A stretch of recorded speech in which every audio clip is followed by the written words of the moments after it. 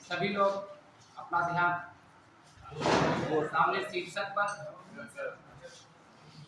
आगे आगे सामने शीर्षक पर अपना ध्यान दें। प्रशुल्क एवं व्यापार संबंधी सामान्य करार गैर प्रशुल्क एवं व्यापार संबंधी सामान्य करार GATT general agreement on tariffs and trade GATT GATT का एक फुल फॉर्म है GATT। इसका फुल फॉर्म है general agreement on tariff and trade. Full form भी पूछा जाता है कि गैट का फुल फॉर्म क्या है। तो इसका full form general agreement on tariff and trade GATT, Hindi में प्रशुल्क एवं व्यापार संबंधी सामान्य करार या समझौता। अब ये गैट है क्या? WTO का तो फादर है गैट। 1 जनवरी 1995 को WTO की स्थापना हुई थी। अब इसको मतलब मैं दोनों को बताता हूँ। तो सबसे पहले यहाँ पर गैट के बारे में हम जानते हैं कि गैट क्या है, व्हाट इज गैट। तो देखिए, यह हवाना चार्टर की राख से विकसित है। गैट जो है हवाना चार्टर की राख से विकसित है। हवाना चार्टर। अब ये हवाना कहां पर है? राष्ट्रीय राजधानी है क्यूबा की।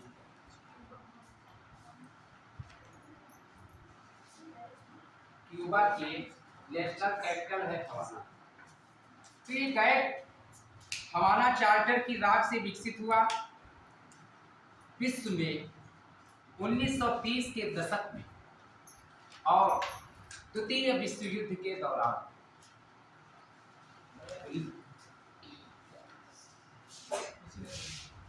1930 के दशक में और द्वितीय विश्व युद्ध के दौरान व्यापार की व्यापक पद्धति को कड़ी चुनौतियों का सामना करना पड़ा। वैश्विक स्तर पर IMF, विश्व बैंक आज बहुत से अंतर्राष्ट्रीय संगठनों की स्थापना हुई। लेकिन आप जानते हैं कि जब कोई एक प्रयोग सफल नहीं होता है तो दूसरा प्रयोग हम करते हैं। ठीक उसी प्रकार से ये जो कुछ भी संगठन विकास हम करते हैं वो मानव और जनता की खुशहाली के लिए। अतः संबद्ध शक्तियों ने द्वितीय विश्व युद्ध के बाद उदार विश्व व्यवस्था अपनाने की सोची कि विश्व व्यवस्था उदार हो, सभी की सहभागिता हो, सभी को लाभ मिले। इसके लिए हवाना में 1947-48 वर्ष 1947 और 48 के शीतकाल में व्यापार व रोजगार का अंतर्राष्ट्रीय सम्मेलन करने का निर्णय किया। हवाना में राष्ट्रीय राजधानी क्यूबा की, वहां पर 53 देशों ने इसमें भाग लिया। भाग तो हम लेते हैं, आते तो हम हैं, लेकिन फिर पढ़ते कितने हैं कक्षा में, बात यहाँ पर ये देखिए। घर से तो हम चले हैं, लेकिन क्लास में कितने बैठे हैं वो असली साथी माने जाते। ठीक, बात तो हम बहुत दूर की भी कह देते हैं, समझने वाले छात्र समझ जाएंगे। और क्या कहा जाए, समझदार तो हो ही, थोड़ा कहा अधिक समझना। अब फोन पर तो ये कोई लिखता नहीं, पहले लिखते थे नीले वाले अंतर्देशीय चिट्ठी पर, थोड़ा कहा अधिक समझना। ठीक उसी प्रकार से आप समझ गए होंगे। और एक अंतर्राष्ट्रीय व्यापार संगठन का गठन करने के लिए चार्टर पर हस्ताक्षर किए, परंतु अमेरिकी कांग्रेस ने हवाना चार्टर का कभी समर्थन नहीं किया। आप इसको अभी समझ लें। जो मेन पॉइंट्स है मैं लिखा भी दूंगा। जो जरूरी होता है अब मैं स्वयं लिखता हूँ, इसके लिए आप बेफिक्र रहें। प्रयास अच्छा देने का रहता है कि आपको कहीं से कोई कठिनाई ना हो। और घर में जब खाना बनता है, जरूर मम्मी बनाती है, इस सृष्टि की वो जननी है, कुछ न कुछ मन में कभी तब भी आ जाती है। कुछ के मस्तिष्क में, सबके नहीं। हाँ, सब तो कुछ सब गड़बड़ हो तब भी बहुत अच्छा है। मम्मी का पापा ज्यादा वो आज आधुनिक में आने वाले समय में बढ़ोतरी होगी। ठीक, महिला सशक्तिकरण बस नहीं, बस इतने, क्योंकि हमारा टॉपिक टाइम भी हो रहा है। मैं जो सोच के आया मुझे उतना करना है। लेकिन संगठन गठित नहीं किया जा सकता क्योंकि अमेरिकी कांग्रेस ने समर्थन अब रह गया। इसके साथ साथ 23 देश जिनेवा में व्यापार की रियायतों के लिए व्यापार टैरिफ बातचीत जारी रखने के लिए सहमत हो गए, जिन्हें गैट में शामिल किया गया। यानी 23 देश, अब यहाँ पर एक पॉइंट आता है, 23 देश यहाँ पर। ठीक, इस करार पर 30 अक्टूबर 1947 को हस्ताक्षर किए गए। 23 देश 30 अक्टूबर 1947 को हस्ताक्षर किए।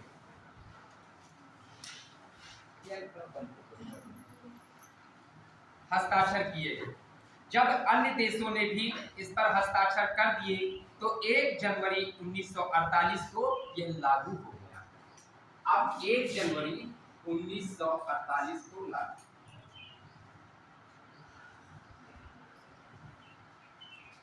यानी 1929 से 47-48 तक अमेरिकी कांग्रेस ने समर्थन भी नहीं किया, 53 देशों ने भाग लिया। इसके बाद में हम जब जिस पड़ाव पर आए तब 23 देशों ने इस पर हस्ताक्षर किए और 30 अक्टूबर 1947 को हस्ताक्षर किए और 1 जनवरी 1948 को ये लागू हुआ। देखिए, जैसे हमारे यहाँ भारत में वहां पर ये संगठन है अमेरिकी कांग्रेस, सरकार है ना, तो वहां पे इसने समर्थन नहीं किया अमेरिकी कांग्रेस। हाँ बिल्कुल, राजनीतिक पार्टी जैसे हमारे भारतीय जनता पार्टी।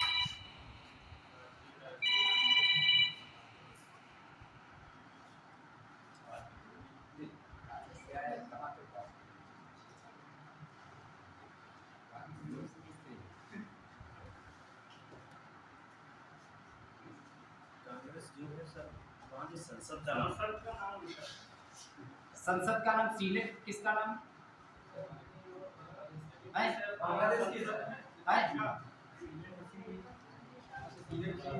वहाँ अमेरिकी कांग्रेस नहीं, ये नहीं है सर। आपने क्वेश्चन जो कहा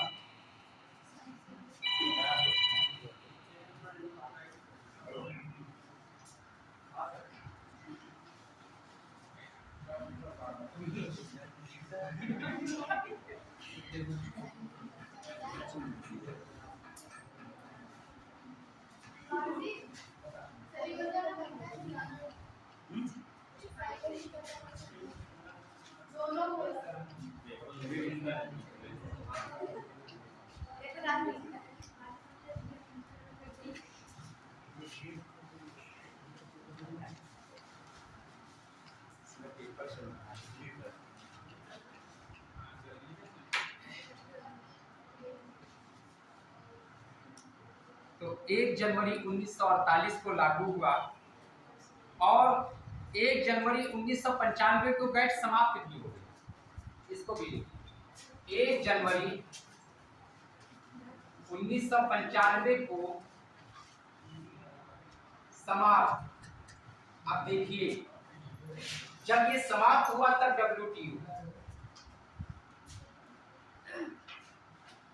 गैट एक बहुपक्षीय संधि थी। ये गैट क्या था? बहुपक्षीय संधि थी।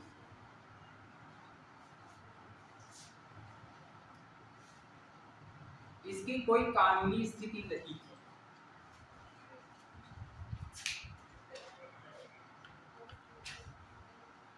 गैट ना तो कोई संगठन था और ना ही कोई न्यायालय था, बल्कि यह क्या था, करार था, समझौता था, जो कि बहुराष्ट्रीय संधि थी। अंतर्राष्ट्रीय व्यापार के आचार विचार नियमों की एक संहिता थी। गैट समझौता था, करार था, बहुराष्ट्रीय संधि थी, जिस पर देशों ने मिलकर के भाग लिया, हस्ताक्षर किए कि किसी न किसी प्रकार से व्यापार, विकास, खुशहाली का मार्ग प्रशस्त हो सके, अनुबंध किया। और गैट के उद्देश्य क्या थे कि व्यापार को बिना किसी भेदभाव, आदान प्रदान और निष्कपट होकर करना, व्यापार के लिए, क्योंकि इसके लिए कोई संगठन तो था नहीं, तो गैट स्थापित किया गया, जिसमें बहुत सारे देशों की सहमति भी नहीं रही। शुरुआती मामला था, तो एक संधि थी कि आपस में जैसे आप संधि करते हो कि हम कि एक दूसरे का सहयोग करते हो, जैसे तकनीकी सहायता है। लेकिन जब ये समाप्त हो गया तो 1 जनवरी 1995 को इस संगठन के रूप में स्थापित हुआ था WTO, विश्व व्यापार संगठन। बात समझ रहे हो? इसके बाद में विश्व व्यापार वार्ताओं के गैट के दौर हुए हैं, जिसमें 1947 से गैट के अंतर्गत विश्व व्यापार वार्ताओं के 8 दौर आयोजित हुए। ये प्रश्न इंपॉर्टेंट है कि कितने दौर आयोजित किए गए, तो गैट के 8 दौर आयोजित हुए। अभी तक दौर का मतलब होता है राउंड, सम्मेलन। 8 दौर आयोजित किए गए। 8वां सम्मेलन पंटा डेल एस्टे, पंटा डेल एस्टे, और ये उरुग्वे में, उरुग्वे में। प्रश्न कि गैट का 8वां दौर कहां पर आयोजित हुआ? पंटा डेल एस्टे में आयोजित हुआ। और गैट के कितने दौर हुए? तो अभी तक कितने हुए? 8 दौर आयोजित हुए, जिसमें 8वां सम्मेलन पंटा डेल एस्टे उरुग्वे में सितंबर 1986 में शुरू हुआ और 15 अप्रैल 1994 को शुरू हुआ। सितंबर 1986 से 15 अप्रैल 1994 को शुरू, यानी काफी समय तक ये सम्मेलन चला। बड़ी उहापोह की स्थिति थी इस सम्मेलन में। अंततः गैट समाप्त हो गया, इतिहास का एक अंग बन गया। व्यापार वार्ताओं का प्रथम सम्मेलन, प्रश्न पूछा जाता है कि गैट का प्रथम सम्मेलन कहां हुआ था? तो प्रथम सम्मेलन कहां हुआ था? जिनेवा में। गैट का प्रथम सम्मेलन जिनेवा, और ये जिनेवा कहां है?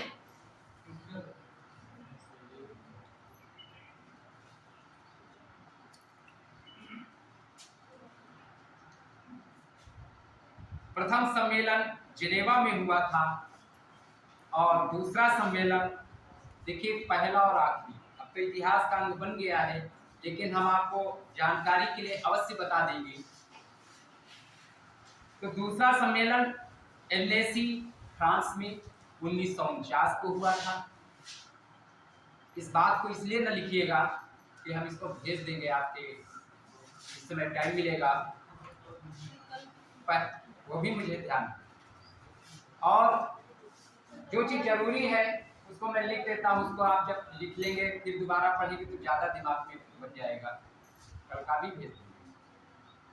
और तीसरा सम्मेलन टोरक्वाई, इंग्लैंड में 1950-51 में हुआ था। चौथा फिर जिनेवा, स्विट्जरलैंड में। पांचवा डिलान दौर। अब इसमें क्या पूछा जाता है? इसमें पूछा जाता है गैट वार्ताओं का क्रम बताइए। अब जैसे पहला कब हुआ, 8वां कब हुआ। अब प्रश्न इसमें ये भी बन रहा है, ये आप देखेंगे जब पूर्वावलोकन में, तो उसमें लिखा है गैट वार्ताओं का क्रम बताइए। अब जब आपको पता नहीं होगा तो बताएं कैसे? तो आप 8 इसके दौर पढ़ेंगे, 8 लिखना है, पढ़ना है, याद करना है। तो 5वां दौर डिलान दौर था, जो कि जिनेवा स्विट्जरलैंड में हुआ था 1954 से 62 में। और 6ठा दौर कैनेडी दौर था। प्रश्न पूछा जा सकता है कि गैट का 6ठा दौर कहाँ आयोजित किया गया? तो 6ठा दौर कैनेडी में हुआ था। कैनेडी दौर जो कि 1963 से 67 में। इसके बाद में 7वां दौर टोक्यो जापान और 8वां था उरुग्वे दौर, जो कि उरुग्वे दौर गैट को समाप्त करके ही बना, जो कि ये इतिहास का एक अंग बन गया। तो गैट वार्ताओं का या गैट के 8 राउंड हुए हैं। उन 8 राउंड को आप क्रम से पढ़ेंगे, समझेंगे। गैट के बारे में 23 देश हवाना चार्टर की राग से विकसित हुआ। 30 जनवरी 1947 को हस्ताक्षर किए 23 देशों ने। 1 जनवरी 1948 को लागू हुआ और गैट 1 जनवरी 1995 को समाप्त हो गया। जब ये गैट समाप्त हुआ तब WTO का उदय हुआ, यानी father of WTO GATT. GATT क्या था? एक बहुपक्षीय संधि थी। इसकी कोई कानूनी स्थिति नहीं थी, ना ही कोई ये न्यायालय था, ना ही ये कोई संगठन था, बल्कि ये करार और समझौता था 23 देशों की सहमति। इसके बाद में 8वां दौर हुआ पंटा डेल एस्टे में, उरुग्वे में। उरुग्वे दौर बहुत महत्वपूर्ण है परीक्षा की दृष्टि से भी, क्योंकि उरुग्वे दौर कुछ लेकर के आया। उरुग्वे दौर WTO का उदय किया। गैट वार्ताओं का 8वां दौर पंटा डेल एस्टे 1986 में शुरू हुआ। 20 दिसंबर 1991 को गैट के तत्कालीन director general Arthur Dunkel, Dunkel प्रस्ताव सुना होगा आपने, जो इकोनॉमिक्स के छात्र रहे हैं उन्होंने सुना होगा, जो गैर इकोनॉमिक्स स्टूडेंट है वो शायद कम सुने। उरुग्वे दौर का एक अंतिम प्रारूप रखा जिसे डंकल प्रस्ताव कहते हैं, और इसके डायरेक्टर जनरल आर्थर डंकल थे। डंकल ने ही यह प्रस्ताव रखा, इसलिए इसका नाम डंकल प्रपोजल किया गया, डंकल प्रस्ताव कहा गया।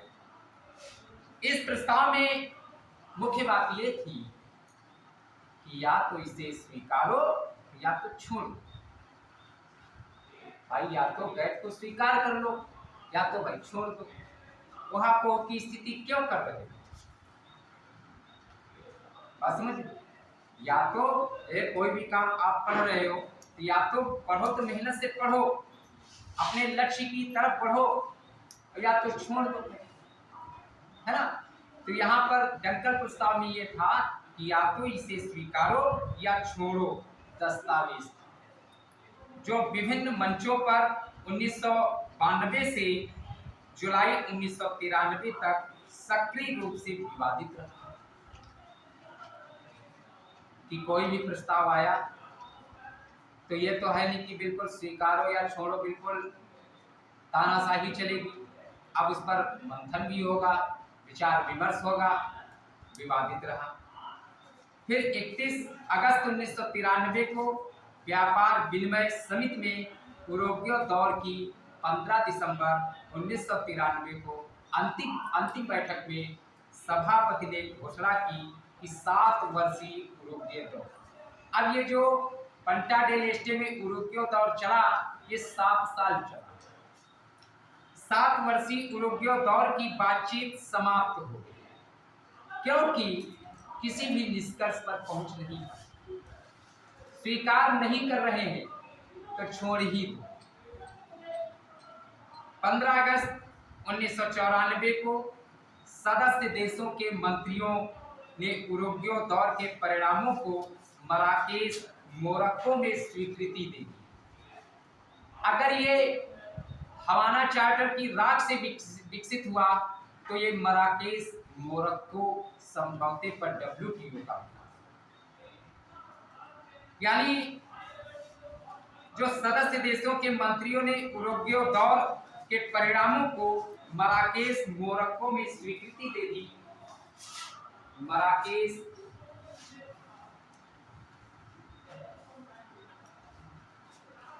मोरक्को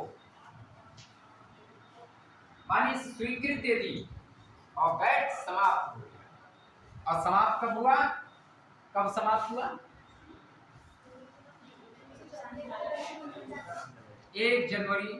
कब समाप्त हुआ? और इतिहास का एक बंद अंग बन गया। और जब ये समाप्त हो गया तो WTO में विलीन हो गया।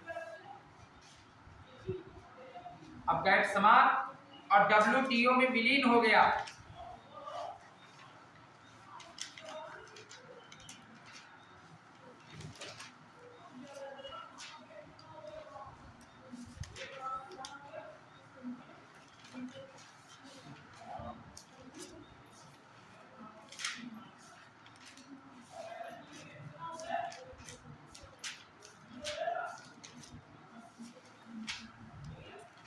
इसके बाद में विश्व व्यापार संगठन का उदय हुआ, जो कि उरुग्वे दौर के गैट विचार विमर्श 15 अप्रैल 1994 को मराकेश मोरक्को में समाप्त हो गया। मराकेश मोरक्को में समाप्त हो गया। अब ये जड़ रही WTO के उदय। यूरोपीय संघ के देशों के अतिरिक्त भारत तथा 123 देशों के मंत्रियों ने अंतिम एक्ट पर हस्ताक्षर किए इसको समाप्त करने, इसको छोड़ने के लिए, जिसमें बहुपक्षीय विमर्शों का 8वां दौर शामिल था, जो कि उरुग्वे दौर था। अंतिम एक्ट में 2 बातें महत्वपूर्ण थी। पहली बात थी कि WTO समझौता जिसमें इस संस्था का जन्म होगा, उसके नियम, उसकी कार्यप्रणाली, पद्धति होगी।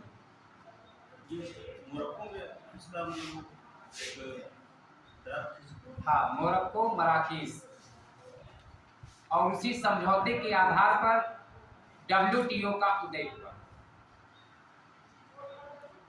दूसरी बात थी मंत्री स्तरीय निर्णय व घोषणाएं, जिसमें महत्वपूर्ण समझौते ये थे कि वस्तुओं, सेवाओं और बौद्धिक संपत्ति में व्यापार तथा बहुव्यापार शामिल थे। वास्तव में WTO समझौता उरुग्वे समझौता ही है। ये जब WTO है, ये उरुग्वे समझौता ही है, क्योंकि उरुग्वे दौर में ही गैट का अंतिम वार्ता हुई थी। और वहां ये अगर वार्ता नहीं होती, स्वीकारो और छोड़ो डंकल प्रस्ताव नहीं होता, तो WTO का उदय कैसे हो? तो यहाँ पर ये बात हम कह सकते हैं कि फादर ऑफ WTO गैट। इसके बाद में 1 जनवरी 1995 से ये लागू हुआ। 1 जनवरी 1995 से लागू हुआ। WTO गैट का ही उत्तराधिकारी। WTO क्या है? गैट का उत्तराधिकारी।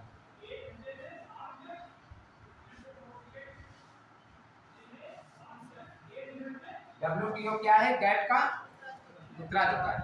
अगर ये गैट समाप्त नहीं होता, गैट का स्थान किसने लिया? WTO ने लिया। गैट एक इतिहास का अंग बन गया। और ये जो पॉइंट्स है इनको आप ध्यान में रखिए। यह सुव्यवस्थित स्थायी विश्व व्यापार की संस्था है, जबकि गैट में ऐसी कोई स्थिति नहीं थी, ना ही उसमें कोई कानूनी स्थिति थी, बल्कि एक संधि थी, समझौता था, करार था। लेकिन WTO एक सुव्यवस्थित स्थायी विश्व व्यापार की संस्था है। इसकी एक वैधानिक स्थिति है, कानूनी स्थिति है, इसके नियम कानून भी है।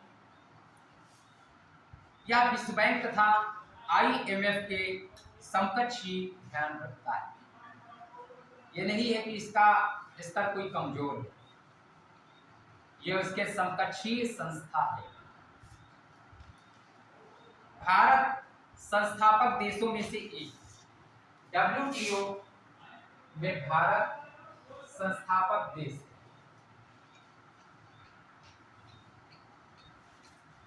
प्रश्न आ जाए, क्या WTO में भारत संस्थापक देश है? तो है।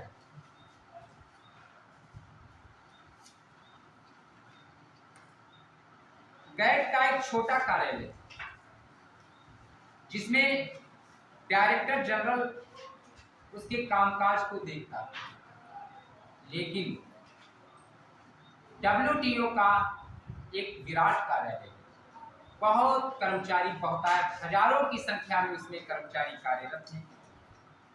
WTO की संरचना तथा संगठन एक मंत्री सम्मेलन द्वारा संचालित होता है, जिसमें सभी देशों के प्रतिनिधि व कम से कम 2 वर्ष में एक बार अवश्य मिलते हैं।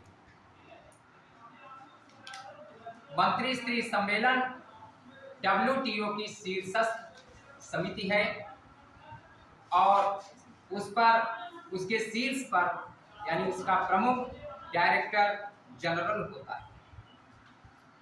मंत्री सम्मेलन डायरेक्टर जनरल का चयन करता है और डायरेक्टर जनरल का कार्यकाल 4 वर्ष का होता है। कार्यकाल 4 वर्ष का। ये तो इसका हिस्टोरिकल बैकग्राउंड था। और एक बात मैं बता दूं, मैं भी पढ़ा रहा हूं तो मैं जानता हूं अन्य विषयों की भांति अर्थशास्त्र, इस अर्थ पर पुरुषार्थ आपने पढ़ा होगा, धर्म अर्थ काम मोक्ष, है ना। अर्थशास्त्र तो वैदिक विषय है, प्राचीन विषय है। नालंदा और तक्षशिला में भी इसको पढ़ाया गया। ये आधुनिक विषय नहीं है। मौर्य साम्राज्य में आप हिस्ट्री में भी पढ़ते होंगे, अर्थशास्त्र के लेखक चाणक्य, कौटिल्य और विष्णुगुप्त शर्मा।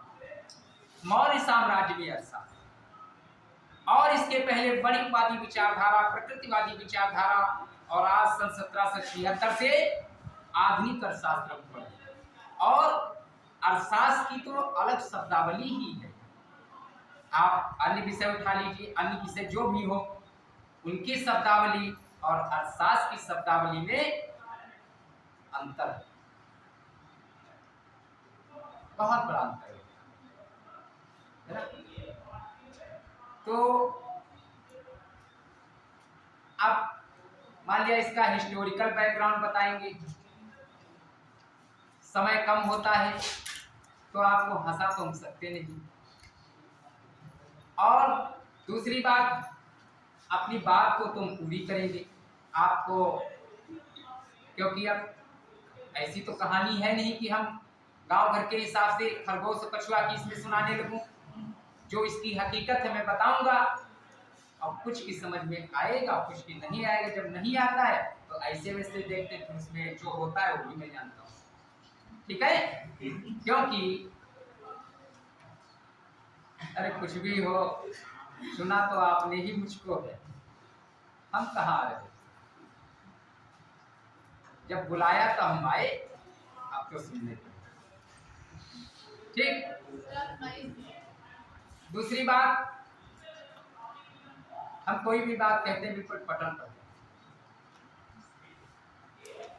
ये इकोनॉमिक्स है, रंग नहीं पाऊंगा मैं, जो है वही चलेगा, और जो है वो हकीकत रहेगा। आपने पेपर दिया, अभी पेपर हुआ था टेस्ट, हमने नहीं बनाया, कहीं से बनकर ही आया। और जितना मैंने तुम्हें पढ़ाया, जो चैप्टर पढ़ाए हैं वो हमें तो पता ही नहीं, आप लोग की मौजूद है और लोग की आपको पढ़ा हुआ मिला, ठीक है। और जहाँ पहुँचे नहीं अभी तो हम वहाँ की भी क्या बात करें। लेकिन अंततोगत्वा मैं उम्मीद करता हूँ कि जो पढ़ने वाले छात्र हैं वो अच्छा रिस्पांस मिलेगा, क्योंकि अभी वो आर्थिक घटनाक्रम इत्यादि भी पढ़ लेंगे और ये चीज़ें जो बेसिक हैं वो पढ़ ही रहे हो, तो आप कर ले जाएंगे, ये मुझे विश्वास है। हम भी कर ले जाते थोड़ा बहुत, तो आप भी कर ले जाओ। तो यहाँ पर विश्व व्यापार संगठन के बारे में आपने इसका पढ़ा, और 30 दिसंबर 1944 को समझौते पर हस्ताक्षर कर भारत WTO का सदस्य बना था। 30 दिसंबर 1944 94 को 1994, ठीक, और तब 1 जनवरी 1995 को लागू हुआ। भारत WTO का संस्थापक सदस्य बना 30 दिसंबर 1994। हाँ, गैट में शामिल हुआ। जब गैट समाप्त हो गया तब इसके बाद में तो गैट के बाद WTO में आया। संस्थापक उसी में शामिल।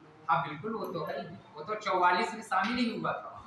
उसका हवाला चार्टर की राख से विकसित हुआ, लेकिन इसके बाद में वो सारे इसमें आ गए WTO में। और 1 जनवरी 1995 को भारत समेत 76 देश संस्थापक सदस्य हुए। खाली भारत ही नहीं, 76 देश, इसको लिख लीजिए। 1 जनवरी 1995 को 76 देश संस्थापक सदस्य बने।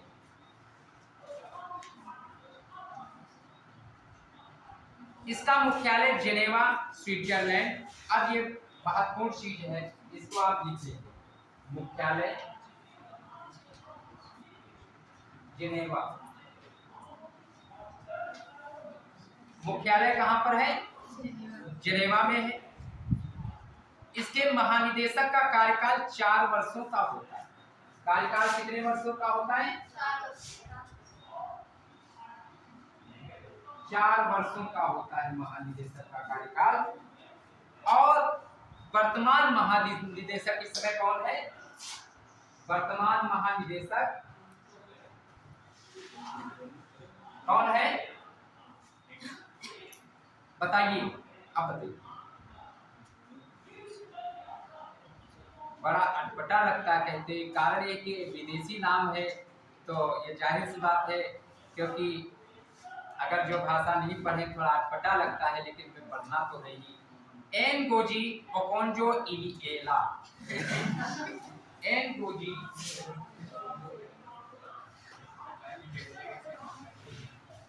ओकोंजो इविएला।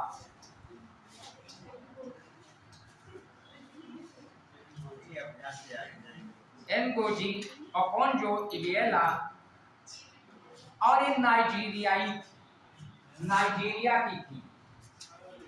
नाइजीरिया।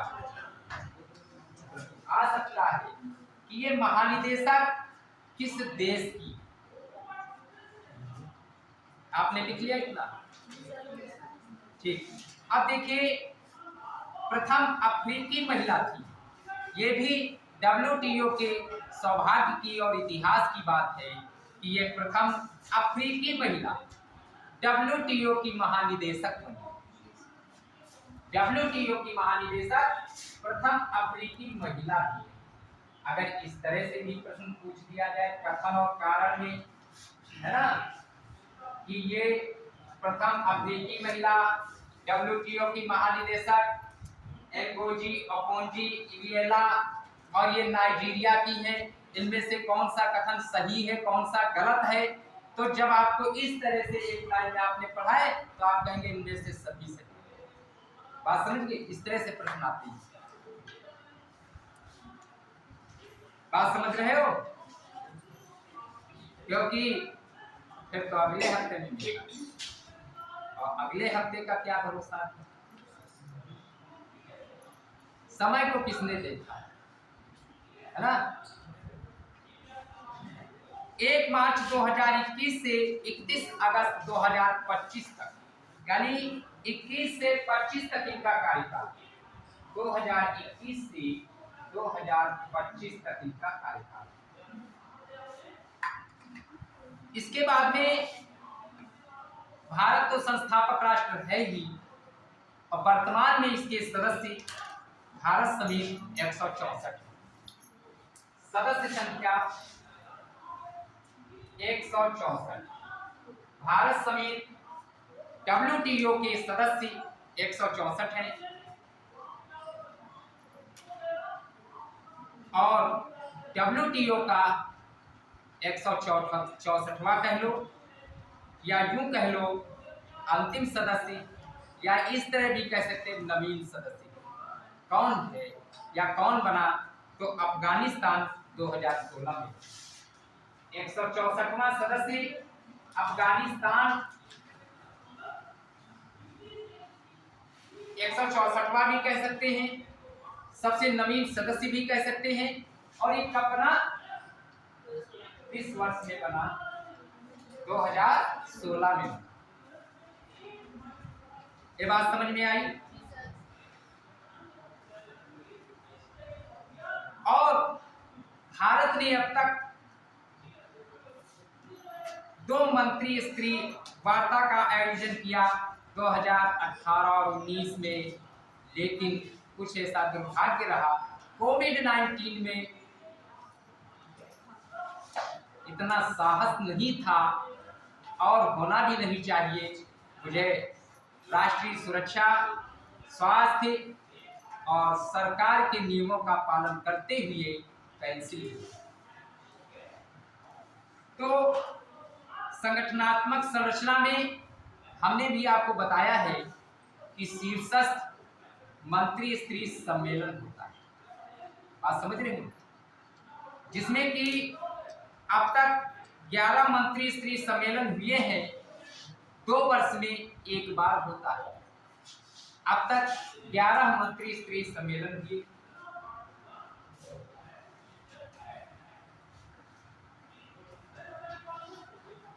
अब तक कितने हुए? 11 मंत्री स्तरीय सम्मेलन हुए।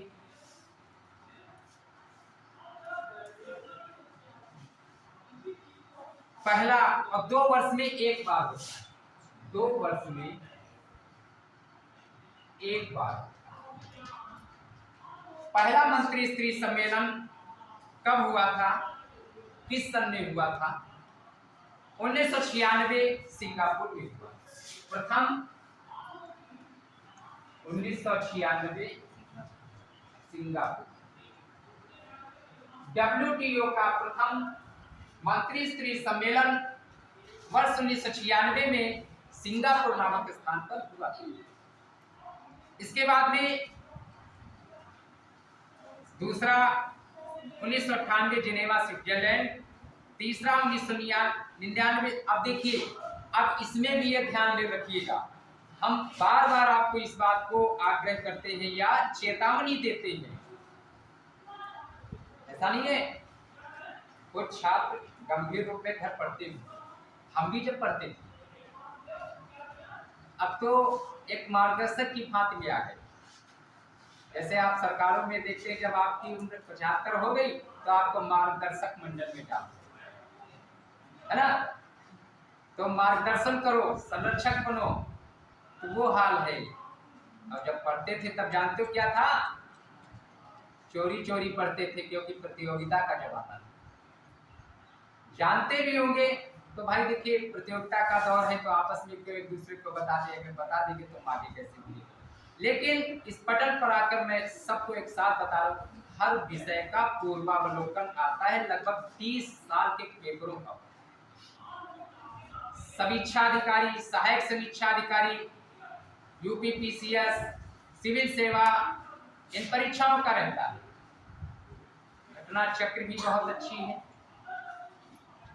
और जो भी आप पढ़ें क्वालिटी युक्त हो मैटर, क्वांटिटी ना हो कि मार किताबों का भंडार लगा दो। कौन सिविल सेवा की तैयारी करते किताबें लानी 10-5 हज़ार की, इससे कोई नियम नहीं पड़ता है। आपको परिश्रम करना पड़ेगा, उद्यम से ही कार्य मनोरथ पूरा होता है, परिश्रम से। आप समझ रहे हो? तो इसमें ये पूछा जाता है, जैसे भी मैंने गैट वार्ताओं का दौर बताया, उसका क्रम पूछा जाता है। इसमें मंत्री स्त्री सम्मेलन हुआ है, तो आप जब पूर्वावलोकन में देखेंगे आपको निश्चित इससे प्रश्न मिलेगा। उसमें पूछते हैं कि मंत्री स्त्री सम्मेलन का क्रम व्यवस्थित कीजिए। बात समझ लो, जैसे अब WTO में है 95 लिख ही दिया सदस्य। करंट टाइप का प्रश्न आ सकता है कि इसके वर्तमान महानिदेशक कौन है, प्रथम अफ्रीकी महिला है।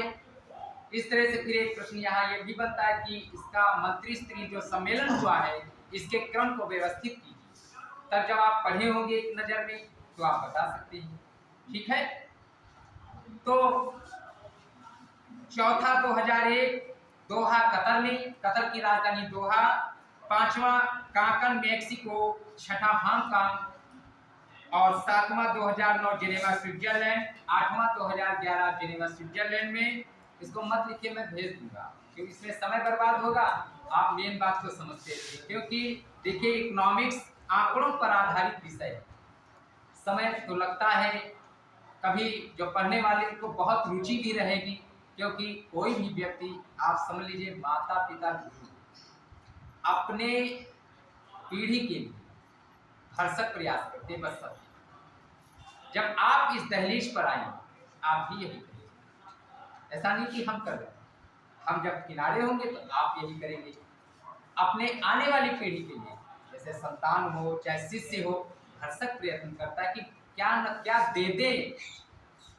जब श्री कृष्ण के पास सुदामा गए तो भगवान ने सोचा अब, और श्री कृष्ण ने भी सोचा और सुदामा ने भी सोचा कि सुदामा तो बहुत गरीब ब्राह्मण है ना भाई। ऐसा कहा जाता है, हम तो धार्मिक रुचि नहीं रखते, हमको इतना ज्ञान नहीं है उन चीजों में, लेकिन मैं जानता हूं कि क्या से क्या न दे दूं, ये स्थिति थी। और जब घर पहुंचते हैं तो झोपड़ी से कुछ और मिल गया, पहचान नहीं पाए कि यही मेरा घर है, क्या है, महल बन गया। तो ये भगवान क्या से क्या न दे दे, वो हाल है कि हम भी सोचा करते कि तुमको क्या से क्या न दे। और जब आप गंभीर रूप में पढ़ते हैं, पूछिए, आप खूब पूछिए, पूछने से ही तो करेगा व्यक्ति, और तब हमको भी अच्छा लगता, हमारा भी उत्साह बढ़ता है।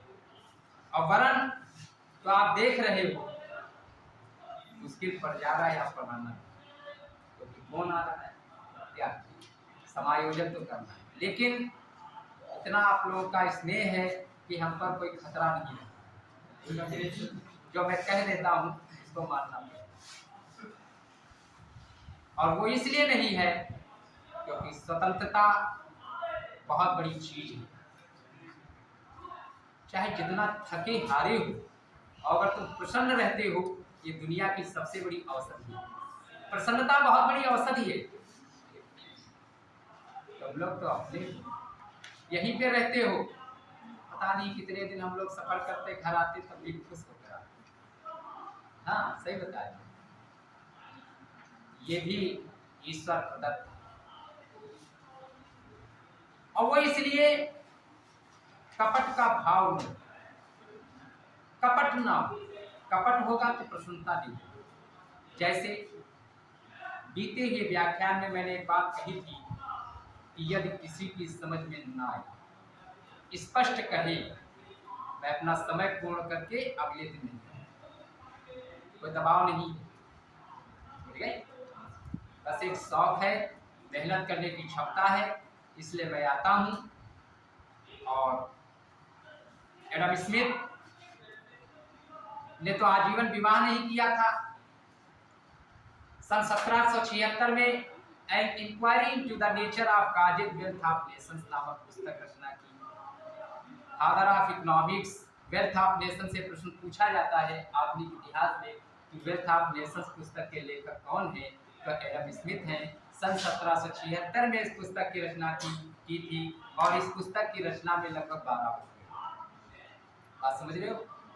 तो इस प्रकार से इनको भी डेविड ह्यूम से प्रेरणा मिली कि कुछ हम किया। तो हर व्यक्ति अच्छा बनने का प्रयास करता है, अच्छा पढ़ाने का प्रयास करता है, बेहतर से बेहतर। शिक्षक स्तर, प्राथमिक, माध्यमिक और उच्च और विश्वविद्यालय स्तर। ये बात समझ रहे हो आप? जैसे हम आप सभी लोग यहाँ पे पढ़ा रहे हैं, सब कुछ है, यहाँ पे पारिश्रमिक से समझौता नहीं होता है, शिक्षक का कोई मूल्य नहीं होता है, वो कभी सेवानिवृत्त नहीं होता है ना। जब हम उसको पेशे में ले आएंगे तब हम कुछ कर नहीं पाएंगे। शिक्षक और सड़क दोनों दूसरों को मंजिल तक पहुंचा देते हैं, खुद यथास्थान रहते हैं। जो इस बात को सोचकर चलेगा वो खुश रहेगा। और जब आपके मन में भाव कपट का होगा तो कहीं न कहीं से निराशा भी पैदा होगी। तो ये सोचिए, मेहनत करिए, और जब कुछ भी ना मिले तब भी खुश रहिए कि हमको बहुत कुछ मिला है। इस पृथ्वी पर जीवन मिला, इससे बड़ी उपलब्धि क्या हो सकती है। और अच्छे कर्म कर रहे हैं, माता पिता गुरुजनों का सम्मान करें, उनको 2 रोटी दे, ये बहुत बड़ी उपलब्धि। अपनी बात पर आते हैं तो देखिए, 12वां सम्मेलन कोविड-19 के कारण कैंसिल हो गया। आप जानते हैं कि वैश्विक महामारी थी और इस महामारी से पूरा विश्व त्रासित था। तो इस सम्मेलन कैसे हो? मास्क बांध कर जाएं तो क्या पता कौन आ जाए, तो वो असंभव। और कैसे जाएंगे विदेश, को सब तो बंद है। तो इस प्रकार से 12वां सम्मेलन कैंसिल हुआ कोविड-19 के कारण, जो कि 2020 में कजाकिस्तान अस्ताना में होना, कजाकिस्तान। तो 12वां तो हो नहीं पाया, कोविड-19 के कारण कैंसिल हुआ। तब 12वां WTO का सम्मेलन कहाँ पर हुआ? जिनेवा में। लिख लीजिए, 12वां WTO का सम्मेलन 2022 में हुआ। और वो कहाँ हुआ, ये प्रश्न पूछा जा सकता है कि WTO का 12वां मंत्रिस्तरीय सम्मेलन कहाँ पर आयोजित हुआ? तो जिनेवा, स्विट्जरलैंड में हुआ। और एक बात है कि 12वां तो 2022 में आयोजित हुआ, तो 12वें में अगली रणनीति भी तय हो जाती है। तो 2024 में इसकी मेजबानी कौन करेगा? WTO की मेजबानी 2024 में कौन सा देश करेगा? जो कि फरवरी 2024 में WTO का जो सम्मेलन होगा वो संयुक्त अरब अमीरात में, संयुक्त अरब अमीरात, संयुक्त अरब अमीरात में होगा। ये बात समझ में आई कि फरवरी 2024 में विश्व व्यापार संगठन का जो मंत्रिस्तरीय सम्मेलन होगा वो कहां पर होगा? संयुक्त राज्य अरब अमीरात में होगा। अब 13वां मंत्रिस्तरीय सम्मेलन होगा। ये बात समझ गए? सही समझ पाए? हाँ। देखिए, WTO की शीर्षक संस्था मंत्रिस्तरीय सम्मेलन है। देखिए, वो सही पूछना चाहिए, आप भी पूछते, वो भी पूछते, पूछना चाहिए। पूछना अच्छी बात है, क्योंकि हम ये सोचे अरे कुछ कह रहे गलत है, कुछ कह रहे, अरे ये अच्छी बात है, पूछना चाहिए। स्वतंत्र मैंने किया है आपको। हाँ, और ये भी तो मैंने कहा है कि अगर मालूम नहीं तो हम भी अगले दिन बताएंगे, क्योंकि आपके तुम गुरु हैं। तो इसलिए देखिए, मंत्रिस्तरीय सम्मेलन जो होता है, जो WTO के सदस्य होते हैं, उनमें जो उस देश का जो प्रतिनिधि होता है वो वहां पर पहुंचता है, जिसमें कि विदेश मंत्री भी हो सकता है। ठीक, हाँ, और क्या, विदेश मंत्री। ठीक, और वो मंत्रिस्तरीय सम्मेलन है। और ये मैंने अभी आपको बताया है कि WTO की शीर्षस्थ समिति मंत्रिस्तरीय सम्मेलन ही है। लेकिन WTO का कामकाज उसका महानिदेशक देखेगा। महानिदेशक पेपर वर्क करेगा। 3000 से अधिक तो काम कर्मचारी वहां कार्यरत है। सभी देशों के प्रतिनिधियों की बैठक होती है, 2 वर्ष में एक बार वो मिलते हैं। वहां पर सदस्य देशों के मतदान के आधार पर वहां पे चुना जाता है उसका महानिदेशक। ठीक, इसके बाद में मैं कुछ प्रश्न पूछता हूं, इसके बाद में मैं अगली संस्था पे बढ़ता हूं। मैं सभी से ये प्रश्न करूंगा, आईएमएफ की स्थापना किस समझौते के तहत हुई? आईएमएफ की स्थापना किस समझौते के तहत हुई? बताइए, आप बताइए, बताइए बताइए। तब तक हम जो है अपने मित्र की व्यवस्था करेंगे। सियालपट एक शिक्षक का मित्र होता है, बात समझ रहे हो? WTO का मुख्यालय कहाँ है? आखिर इस बात को भी तो हम गौर करें कि कितना पढ़ रहे हैं। बिल्कुल सही बताया, मेहनत कर रहे हैं, कुछ लोग बहुत मेहनत कर रहे हैं। और एक चीज मैं बता दूं, आप वो कौन आक्रमणकारी था, कौन शासक था जो कि मकड़ी से शिक्षा ली? हमको नहीं मालूम, मैं इतिहास का विद्यार्थी वास्तविक नहीं रहा हूँ क्योंकि मैं कॉमर्स फील्ड का हूँ। अब आप सोचे मोहम्मद गौरी की महमूद गजनवी कौन कि जिसने 17 बार आक्रमण किया और 18वीं बार मोहम्मद बिन कासिम पहला आक्रमणकारी था कि नहीं था, ये इतिहास की बात इतिहास में है, उसे आप क्योंकि आप इतिहास पढ़ रहे, हम तो भाई कॉमर्स फील्ड के रहे, लेकिन क्या मोहम्मद बिन कासिम पहला आक्रमणकारी? हाँ, कौन था?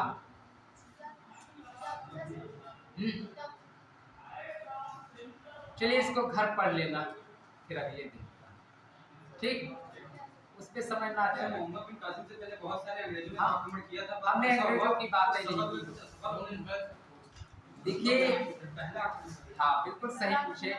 देखिए 10 मई 1857 मेरठ से जब स्वतंत्रता की अग्नि प्रचंड रूप से आगे बढ़ी, मैं वहां पर इसलिए आगे नहीं पहुंच पाऊंगा, कारण ये है कि समयाभाव, अगर हम आगे पहुंचेंगे तो दिन के दिन इकोनॉमिक्स रह जाएंगे। ठीक है, और इन सब पर चर्चा भी कभी कर लेंगे छुट्टियों में बैठकर।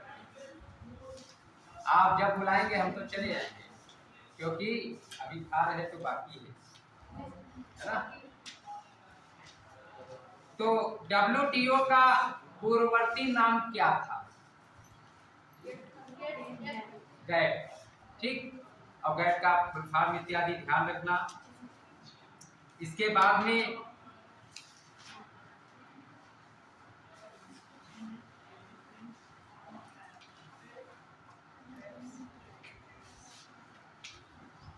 आज प्यास नहीं लग रहा है।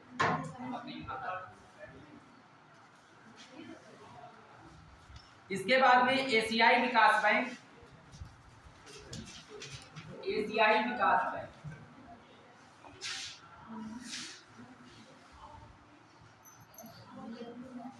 देखिए, आप बहुत अच्छे मेधावी हैं, इस बात की तो मैं प्रशंसा करता हूं।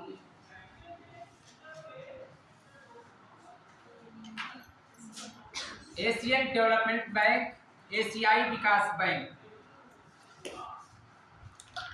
यह बहुपक्षीय वित्तीय संस्था है जिसकी स्थापना एशिया प्रशांत क्षेत्र में आर्थिक विकास को प्रोत्साहन देने के उद्देश्य से 1966 में की गई थी। 19 दिसंबर 1966 कहाँ की गई थी? Manila, Philippines.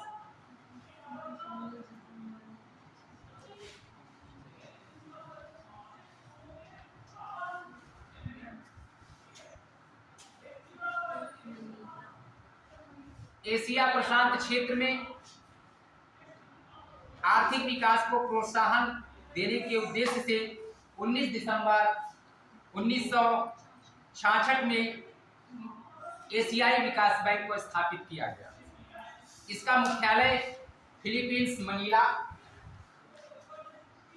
स्थापना, मुख्यालय फिलीपींस मनीला में।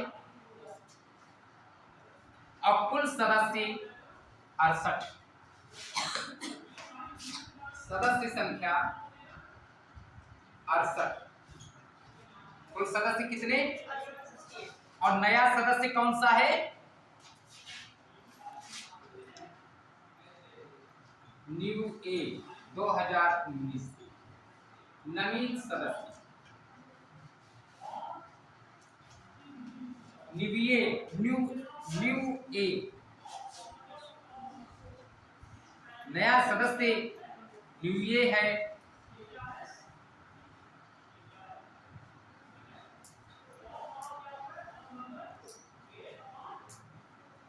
और स्थापना के समय 31 सदस्य थे।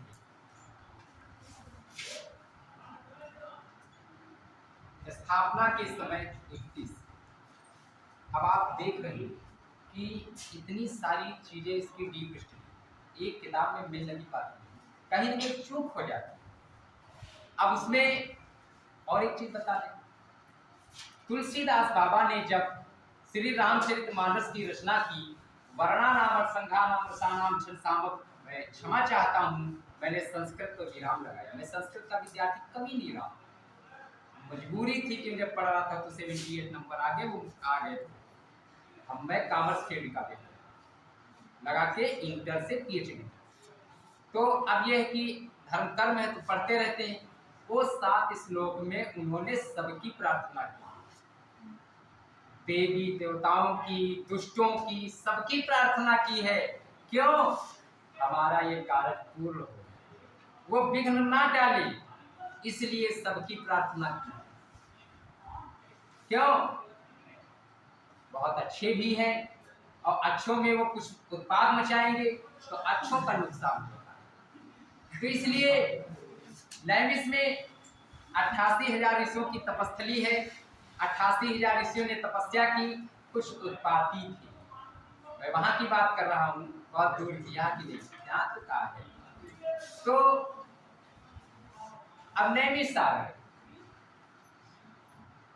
तीर के आगे का हिस्सा नैमी कहलाता है। अरण्य माने जंगल। और जब सब यहाँ से ऋषि मुनि गए वहां कि भैया बड़ी दिक्कत है, तनी बताओ कहाँ पूजा पाठ करें। तीर्थ वर नैमिष विख्याता, अति पुनीत साधक सिद्धदाता। ये इसलिए मैं कह रहा हूँ। देखिए और एक चीज मैं बता दूं, क्या और एक चीज मैं बता दूं, हम सभी लोग सभी धर्मों को मानने वाले। मैं ऐसे कॉलेज में हूँ कि वहां पर मैं कुरान इत्यादि सुनता हूँ। और एक चीज मैं बता दूं, मैं यहाँ पर खड़ा हूँ, यहाँ पे कोई विद्यार्थी नहीं कह सकता कि मैं किसी से पर्सनल बात करता हूँ और ना कोई जाति बात। मैं जिस कॉलेज में ही पढ़ाता हूँ, हमारे कॉलेज में एक मुस्लिम लड़की, पिछली बार कई मेरे साथियों ने या शिष्यों ने जताया इस बात को कि गुरुजी आपने मुझे नंबर क्यों नहीं दिया। हमने कहा बिल्कुल तराजू पैमाने पे खड़ा हो, मुस्लिम लड़की है, आगे आएगी तो आगे आएगी, और जो जिसका हक है उसको उतना मिलेगा। क्योंकि यहाँ पर खड़े होकर जातिवाद और धर्मवाद ये सब तो नदी में फेंक दिया था 15 सितंबर 2009 कि सब एक समान, कोई अंतर नहीं। या तो ये पेशा बन सके, लेकिन आजकल लोगों में रहता है। तो हम तो अपना ट्रेंड ये बनाए बैठे हैं ईमानदारी का। हम आप लोग को मेहनत करते हैं, देखिए इतनी देर मैंने खूब मेहनत से पढ़ाया है। अब हम कुछ अपनी अलग बात इसलिए डाइवर्ट किए क्योंकि थोड़ा रिलीफ भी जरूरी है। कारण ये है कि आप जानते हैं कि भाई देखिए कंटिन्यू इतनी देर दिक्कत तो होती है, ऊर्जा तो आवश्यक है ना। खैर कोई बात नहीं है, अपनी बात पर बैठी रहता हूँ। तो इस समय हो रहा है, कष्ट इस बात का है आता हूँ कि तुरंत जाता हूँ, जाने में बड़ा समय लगता है। रुकेंगे तो यहाँ पर कौन पूछेगा, तुम तो जाओगे चले, इतने हमदर्द भी नहीं हो। नहीं रुकोगे तो यहाँ चलिए सब बात जब मैं वहाँ से आता हूँ तो मैं इस तरह कर लेता हूँ, क्योंकि बस अड्डे से ही मेरे लिए रुकने की व्यवस्था है। राजस्थानी होटल के पड़ोस में खुद का अपना मकान, कचरा ट्रांसपोर्ट। ठीक है, चलिए अपनी बात पर आइए। इसको देखिए, नया सदस्य कौन है जरा बताएं, नवीन सदस्य कौन है? जब न्यू ईयर नहीं कह पा रहे हो तो आगे क्या? बड़ा कठिन पड़ जाता है ना, क्योंकि हमारे देश में बनारस, काशी, इलाहाबाद, ये नगरी, मथुरा बड़े आराम से कह लेते हैं, अयोध्या, लेकिन ये सब कहने में बड़ी सुविधा होती है ना। कोई बात नहीं, सबका अपना अपना कल्चर है। शेयर पूंजी का सबसे बड़ा हिस्सा जापान का है। इसमें एशियाई विकास बैंक में शेयर पूंजी का सबसे बड़ा हिस्सा किस देश का है? सबसे बड़ा हिस्सा किस देश का है? जापान का। सबसे बड़ा हिस्सा, आप चले गए थे, आप आ गए। अच्छा, बहुत बहुत धन्यवाद। मैं माता रानी से आपके लिए स्पेशल प्रार्थना करता हूँ, जो आया है और इसमें बहुत, जैसे कुछ हैं भाई नाम नहीं, लेकिन बहुत अच्छे पढ़ रहे हैं, मैं उनसे दिल से दुआ माता से प्रार्थना करता हूँ जरूर सफल हूँ। मैं एक पब्लिकली नाम तो नहीं ले सकता, लेकिन लोग जानता हूँ कि वो वास्तविक रूप में, गंभीर रूप में आते हैं। उनके लिए मुझे सब कुछ करना पड़ेगा, समर्पित होना।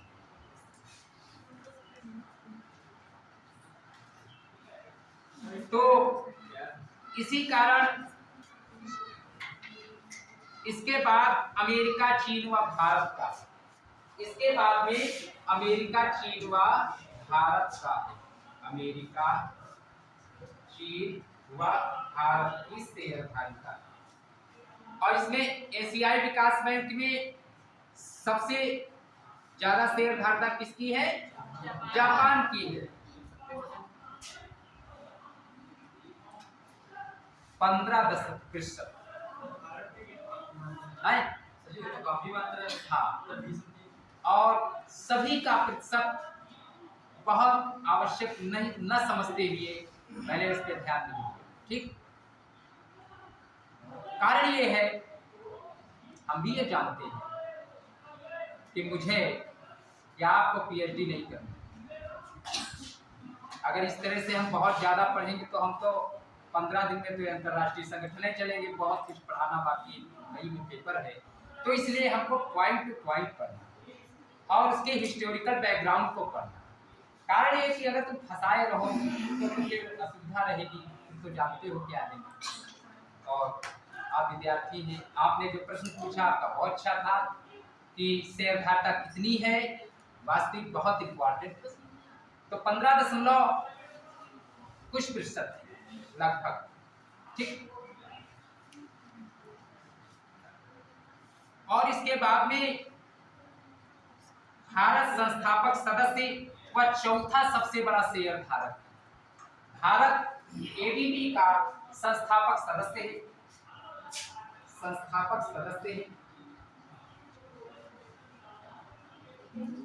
और चौथा सबसे बड़ा शेयरधारक,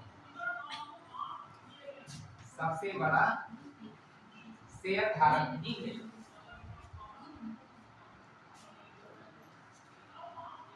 बात समझ गए? और एडीबी, एशियाई विकास बैंक, दक्षिण एशियाई क्षेत्र में तीव्र शहरीकरण, पर्यावरण क्षति, बेरोजगारी, उत्तम शिक्षा व स्वास्थ्य पर जोर दे रहा है। और एक चीज मैं बता दूं, सबसे ज्यादा शेयरधारिता बड़ीवादी विचारधारा में भी पढ़ा है आप लोगों ने कि जिसके पास अधिक सोना वही अधिक शक्तिशाली है। जब सबसे ज्यादा शेयरधारिता जापान की है तो इसके सभी अध्यक्ष जापान के ही रहे हैं। सभी अध्यक्ष कहाँ के रहे? जापान के रहे हैं, क्योंकि सबसे ज्यादा शेयरधारिता जापान की, तो सबसे ज्यादा मतलब जापान के ही उसके सभी अध्यक्ष रहे। इसका कार्यकाल 5 वर्षों का होता है। अध्यक्ष का कार्यकाल 5 वर्षों का होता है, और अगर 5 वर्षों का होता है तो वर्तमान अध्यक्ष कौन है?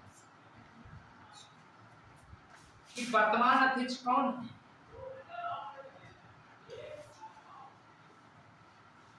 बहुत उम्मीद करते हैं कि आप बताएंगे, आप अवश्य बताएंगे। मैं इस पूर्ण आशा और विश्वास के साथ मैं बात कह रहा हूं कि आप अवश्य इसका उत्तर मासात्सुगु असाकावा।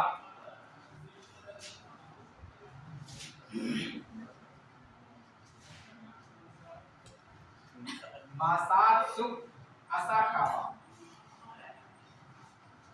अब ये अध्यक्ष है। अब ये अध्यक्ष कब से है? 17 जनवरी 2020 से। 17 जनवरी 2020 से। अब ये 5 साल के लिए है। जापान के मैंने कहा सभी अध्यक्ष जापानी। देखिए चीज और मैं बताऊं, अब आप कुछ सोचिए, इसको जब पढ़ेंगे दिमाग में बना याद करना तो भूल सकते, ये अभ्यास में होना चाहिए। इकोनॉमिक्स रटंत स्मृति ही विस्मृत का प्रमुख कारण है। विस्मृत चैप्टर बीएड में मनोविज्ञान में, तो साइकोलॉजी है, शिक्षा मनोविज्ञान है, उसमें विस्मृत है। तो जब रटोगे तो भूलने का सबसे बड़ा कारण होगा। रटोगे तो सारा कुछ यही लाओगे, और जब यहाँ लाओगे तो यहाँ दिक्कत होगी। तो जो कुछ उसको से निकाल समझिए, जब समझोगे तब बेहतर रहेगा। अब देखिए ये इसके सारे पॉइंट्स आपने पढ़ लिए, ठीक। इसके बाद में अब बात में और आता हूं कि फिलहाल एशियाई विकास बैंक धन की कमी का सामना कर रहा है। कोई भी ये नहीं कह सकता मैं बहुत धनाढ्य हूँ, मैं बहुत बुद्धिमान हूँ, मैं धरती का सबसे बड़ा बुद्धिमान हूँ, मैं चकड़ हूँ, चतुर हूँ। कोई नहीं कहता है, कोई नहीं होता है, कोई नहीं कहता है, कोई नहीं होता है। बिल्कुल सही, ठीक। आर्थिक, ये बात समझ में आई? देखिए हम लोग तो पढ़ाते रहते, शब्दावली दिमाग में आती रहती है ना? क्या सर आप मतलब जो आप शब्दावलियों की बात कर रहे हैं, तो मतलब कोई ऐसी आप इससे बुक लिख दीजिए तो हम लोग मेरे आपसे शब्दावलियों का मतलब समझ में आए। अब हम पढ़ाने से पहले आपको मतलब चैप्टर आप डाल देते कि ये पढ़ाएंगे, तो उससे पहले शब्दावलियों को एक बार देख लिया जाएगा। शब्दावली पढ़ाएंगे तो दोबारा हो जाएगी। शब्दावली जैसे मान लीजिए इसमें हम जैसे आप शब्द नहीं होती है, ये बात सही। देखिए आर्थिक शब्दावली में क्या पढ़ोगे, इसमें तो सब सामान्य चीजें हैं, लेकिन जैसे अब इसका नाम है तो नाम तो की शब्दावली क्या होगी? तो जो देखिए ये एक मिनट, जैसे उसमें एक चीज मैं पढ़ रहा था सुबह में जब देखा, मैं कभी झूठ नहीं बोलता, मैं प्रयास से जीवन में मैंने किया है कि सच्चाई, इससे बड़ी अच्छी बात कि मैंने सोचा कि हवाना चार्टर, क्योंकि इंटरनेशनल इकोनॉमिक्स मैंने 2003 में पढ़ी, मेरे 69% नंबर भी आए इसमें, बहुत अच्छे नंबर आए। पीजी में मार्कशीट यहाँ लगी है मेरी, जब मैंने आवेदन किया तो लगाई, अच्छे नंबर आए। अब पढ़ा, लेकिन अब उस समय पढ़ा, बीच बीच में तैयारी करते रहते तो पढ़ते रहते, लेकिन ये कभी गौर नहीं किया कि हवा, अब ये हमेशा पढ़ते रहते। आप जब किताब खोलेंगे लिखा होगा हवाना चार्टर की राख से विकसित हुआ। अब हवाना चार्टर लिखा, तब मैंने इसको सोचा जब मैं आ जा रहा तो हमने कहा अपने बच्चों को, जो हमारे प्रतियोगी छात्र को बताएंगे, जो बात है उसको साफ बताएंगे। तो मैंने देखा कि राष्ट्रीय राजधानी एक है और चीनी का कटोरा कौन सा देश है और वहाँ किस चीज से अधिक चीनी बनती है? चुकंदर से चीनी।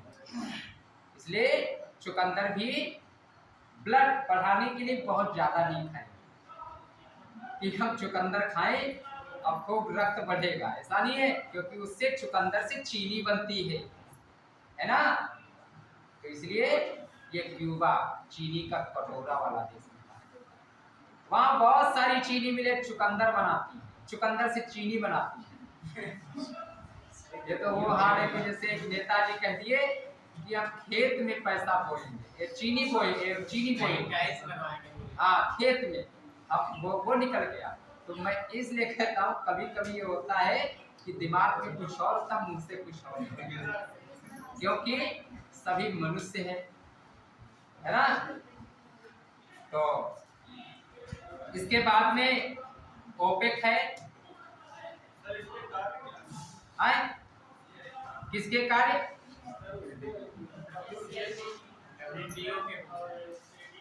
हाँ, वो WTO के कार्य बताना बाकी है।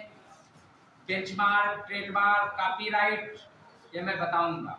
देखिए वो इसलिए मैंने इसको रोका, कार्य और उद्देश्य और जो उसकी घोषणाएं थी, कारण ये है कि ये दो संगठन जो बाकी रहे थे मुझे इनको भी बताना था। मैं बताता ही रहा हूँ, फिर भी मैं देख रहा हूँ क्योंकि इसके बाद आप नहीं उठेंगे। 4-7 हो रहा है, मैं अवश्य बताऊंगा। भले अगले दिन बताऊं, पहले बिफोर बताऊं या भेज दूं, समझा दूं, क्योंकि आपके में भी एक प्रश्न आया था। कारण यह है कि अगर मैं WTO को ही पूरा पढ़ाता चलूंगा तो कम से कम 2 दिन चाहिए, है ना। तो मैंने सोचा कि तीसरा दिन आज संगठन का है तो ये जो चीज़ें हैं ये पूरी हो जाए, और इसके लिए किसी दिन और क्लास में, क्योंकि अभी और बहुत सारे संगठन इसमें हैं अंतर्राष्ट्रीय, छोटे छोटे हैं, उनको भी बताना बाकी है, ठीक है। और चलिए मैं बताता हूँ, उसको भी बताऊंगा। फिलहाल आप पेट्रोलियम निर्यात अंकटाट को आप पढ़ें। अंकटाट को बताया कि नहीं बताया? नहीं, अंकटाट बता दिए, अंकटाट को पढ़ लो। समय मिलेगा हम बाद में चले जाएंगे, इतनी जल्दी मिलेगी ये बता दें। देखिए प्रयास हम आप सभी करते हैं, लेकिन होगा वही जो मैंने कर किया। ये लिख लिया था। जापान के अध्यक्ष कौन है बताइए? कहाँ है, कौन है? अस्ताना नहीं, असाकावा। ये बहुत बड़ी समस्या है कि हम नाम नहीं ले पाते हैं, गलत ले रहे हैं। ये समस्या हमारी नहीं है, हमारी देश की ऐसी सभ्यता और संस्कृति है। हम उस संस्कृत में पले हैं और बड़े हुए, तो हम नाम इसलिए नहीं ले पाते क्योंकि वो जापानी है, जापानी की भाषा ही अलग होगी, तो हम कैसे उनका नाम ले पाएंगे। और उनको हमारा नाम लेने में कितनी दिक्कत होती है, बहुत दिक्कत होती ना, अनुवादक लगाते हैं, है ना, ये चीज़ होती है। तो इसके लिए आप बिल्कुल ना सोचे, लेकिन ये जब क्वेश्चन वहाँ आएगा आप टिक सही लगाएंगे, टिक सही लगाएंगे। देखिए अंकटाट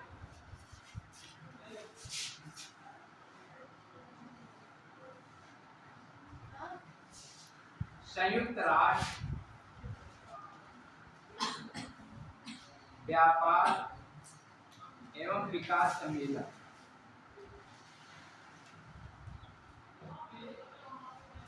संयुक्त राष्ट्र व्यापार एवं विकास सम्मेलन, United Nations conference on trade and development, इसको लिख लीजिए फिर आगे लिखिए।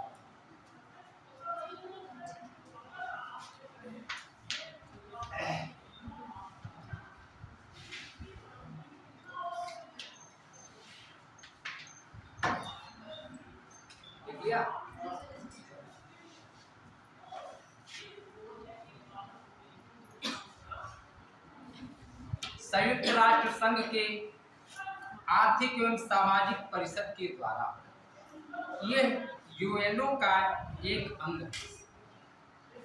संयुक्त राष्ट्र संघ के आर्थिक एवं सामाजिक परिषद के द्वारा जिनेवा में एक विश्व व्यापार एवं विकास सम्मेलन आयोजित किया। कहाँ? जिनेवा। जिनेवा में व्यापार एवं विकास सम्मेलन आयोजित किया गया। यह सम्मेलन 23 मार्च 1964 से 16 जून 1964 तक चला और इसकी स्थापना 30 दिसंबर 1964 को।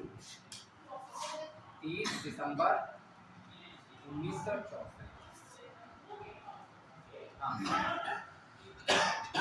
इसका मुख्यालय जिनेवा में है। मुख्यालय जिनेवा, ये मुख्यालय और सदस्य 195। यह यूएनओ की स्थायी एजेंसी है।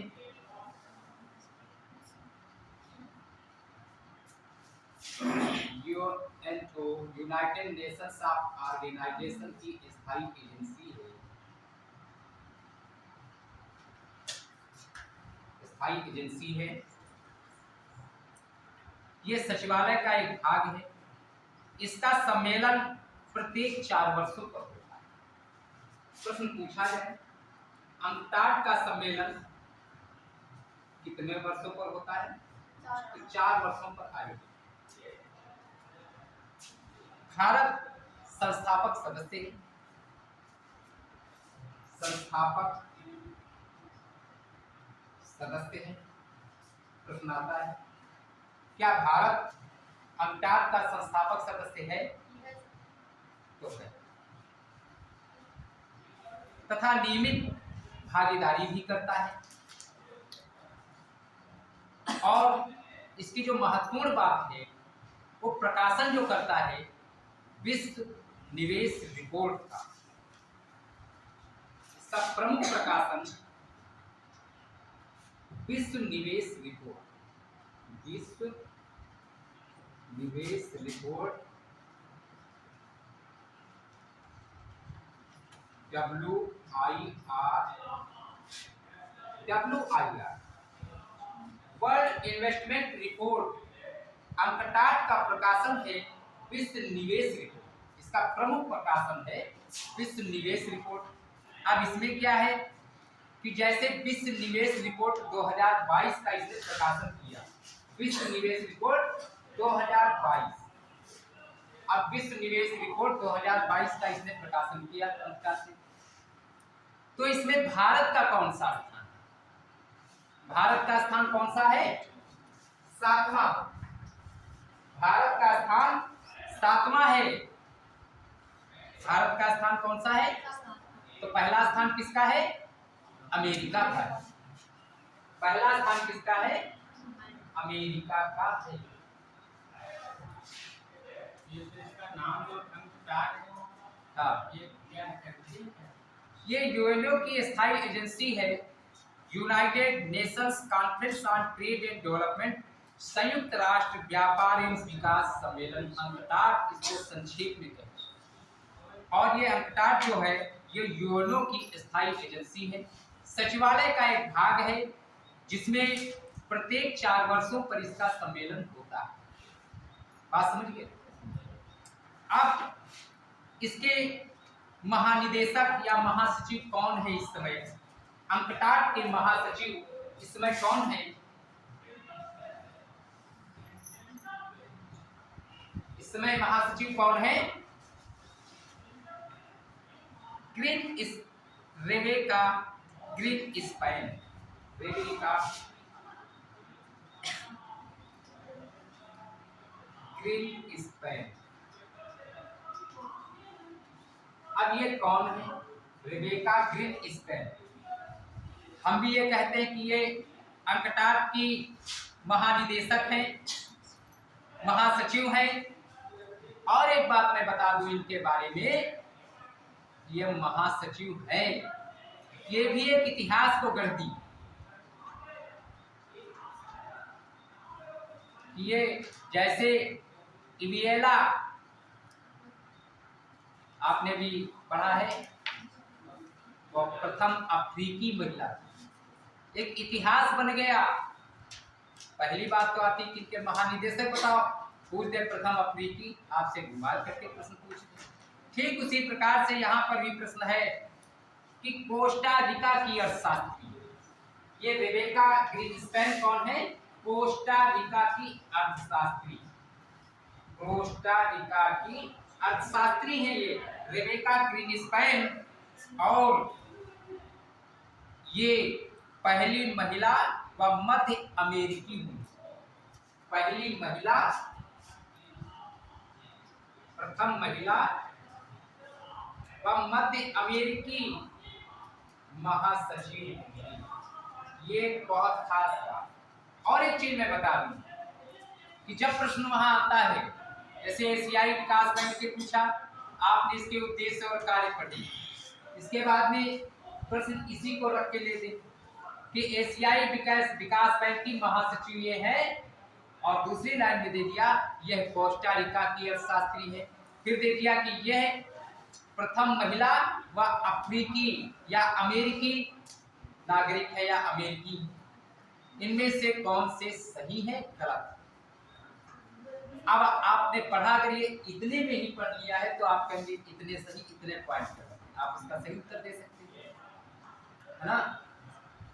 और जो आपने जो पूछी है बात, मैं वो असल में उसके जो पॉइंट्स हैं उसमें काफी चीजें, बौद्धिक संपत्ति अधिकार भी है, सिविल सेवा परीक्षा में पूछा जाता है, ईसीएस की परीक्षा में और प्रांतीय परीक्षाओं में। अगर मैंने जो WTO की मुख्य बातें थी उनको मैंने आप सभी को बताया, गैट बताया, एडीबी बताया, अमदाद बताया। अगर एक के ही पीछे पड़े रहते तो शायद एक चीज रह पाती, लेकिन इन चीजों को भी मैंने स्पष्ट कर दिया, ये मेरे दिमाग में है कि वो बात रह गई, और वो व्यवस्था है, लेकिन समयाभाव के कारण आपको हम उपलब्ध नहीं करा, है ना। क्या क्या 23 मार्च 1964 से 16 जून 1964 तक चला, और इसके बाद में 15वां अंकटाट सम्मेलन कहाँ आयोजित हुआ? 15वां अंकटाट सम्मेलन, 15वां अंकटाट सम्मेलन कहां पर आयोजित हुआ? ब्रिजटाउन, बारबेडोस, ब्रिजटाउन, बारबेडोस,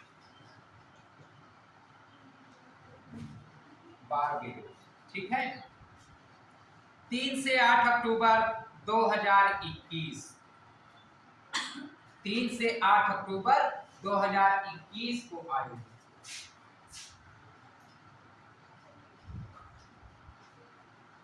2021 को आयोजित हुआ। और जो इसका 14वां अंकटाट का सम्मेलन था, इसके पहले वो नैरोबी, और नैरोबी का है केन्या, नैरोबी केन्या में आयोजित हुआ 17 से 22 जुलाई 2016 को। बात समझ गए? नहीं समझ पाए? चलो अच्छा, हम ओपेक भी पढ़ा दे। बहुत सारे लोगों ने अपना बैग वैग बांध लिया है और टाइम भी हो गया है, और हम भी जानते हैं कि मैं 5 मिनट में 8 मिनट में पहुंच नहीं पाऊंगा, ठीक है। तो मैं 4.5 मिनट छोड़ूंगा, मैं ओपेक को पूरा कर दूं, मैं छोड़ दूंगा, क्योंकि हम उन्हीं तेज संसाधनों से जाते हैं, तो उसको तो पढ़ ही लें 2 मिनट, 2 ही 3 मिनट के लिए, ज़्यादा नहीं, क्योंकि थक जाते हैं, सभी थक जाते हैं भाई। एक श्रमिक के कार्य घंटे 8 बताइए, इससे ऊपर करोगे तो प्रतिबंध लग जाएगा।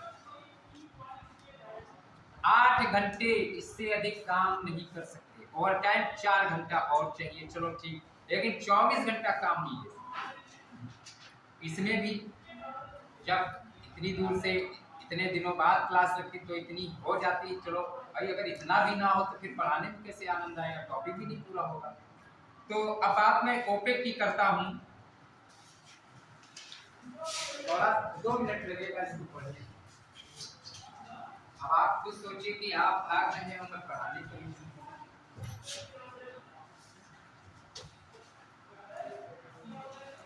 जब आप भी शिक्षक बनेंगे तो समय वो आ चुका है, कहेंगे ये रखा है क्या करें?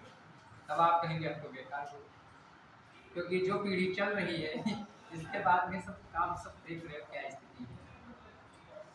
टैलेंट बहुत कुछ मांगता है। अगला है ओपेक, पेट्रोलियम निर्यातक देशों का संगठन। पेट्रोलियम निर्यातक देशों का संगठन, ओपेक। ओपेक ओपेक जो है पेट्रोलियम निर्यातक देशों का संगठन है, organisation of petroleum exporting countries, OPEC. अब ये ओपेक क्या है, इसका मैं संक्षेपण ही करूंगा, इसके मेन पॉइंट से बताऊंगा, क्योंकि ज़्यादा बताएंगे तो आपका मन नहीं। तो ये स्थायी अंतर सरकारी संगठन है। ये क्या है? स्थायी अंतर सरकारी संगठन है। इसकी स्थापना 1960 में हुई। अब पूछ दिया जाए ओपेक की स्थापना कब हुई, तो कब हुई? 1960 में हुई। और 10 से 14 सितंबर 1960। अब कहाँ हुई? 10 से 14 सितंबर 1960 को। अब कहाँ हुई? स्थान बताओ। Iraq, Baghdad. कहाँ हुई थी? इराक यानी बगदाद में हुई थी। और वो बगदाद कहाँ पर है? इराक में है। या और इसमें इसके सदस्य देश 13 हैं। सदस्य कितने? 13। बस बंद करें, हम जान रहे हैं। बस 1 मिनट और के लिए टॉपिक पूरा हो जाए। बीच में लोग जो है 2-3 मिनट हमारा खा जाते हैं, इसलिए मैं एवरेज बराबर कर दूँ, क्योंकि जाहिर सी बात है घर में जब बच्चे हो या यहाँ पढ़ाने आओ तो इनका स्वभाव ही है कि 1-2 मिनट तो खाएंगे ही, और जब खाएंगे नहीं तो गुनगुनाएंगे कैसे, है ना हंसेंगे ना रोएंगे तब दिक्कत होगी। हंसना और रोना दोनों जरूरी है, लेकिन रोड पर नहीं, घर में हंसिए खूब और खूब रोइए, ये व्यायाम है। तो सदस्य संख्या 13 है। अब कांगो 2018 में शामिल हुआ था। कांगो 2018 में। मैंने बताया है कि पेट्रोलियम निर्यातक देशों का संगठन है। तो आप खुद सोचिए, क्या हम पेट्रोल को निर्यात करते हैं कि हम सदस्य बन जाए? भारत कैसे सदस्य बन पाएगा? यहाँ पानी के कुएं, ठीक। और इसका मुख्यालय, इसकी स्थापना इराक बगदाद में हुई थी, लेकिन इसका मुख्यालय वियना ऑस्ट्रिया में। इसका मुख्यालय वियना ऑस्ट्रिया,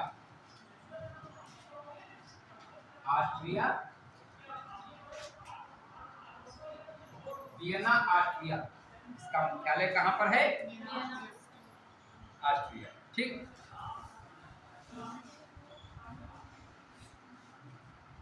और world oil outlook, world oil outlook, world oil outlook, ठीक। यह ओपेक का प्रकाशन। प्रश्न आ जाए कि U किसका प्रकाशन है? WOO, वर्ल्ड ऑयल आउटलुक, यह ओपेक का प्रकाशन है। और एक चीज मैं बता दूं कि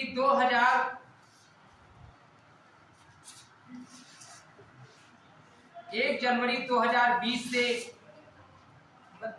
चलो और देखिए, मैं इसमें बता देता हूं कि यह वैश्विक तेल उद्योग की भविष्य की संभावित चुनौतियों पर प्रकाश डालता है। वर्ल्ड ऑयल आउटलुक, इसमें प्रकाशन जो होता है वैश्विक तेल के संदर्भ में होता है। ठीक, बस आज के लिए इतना ही।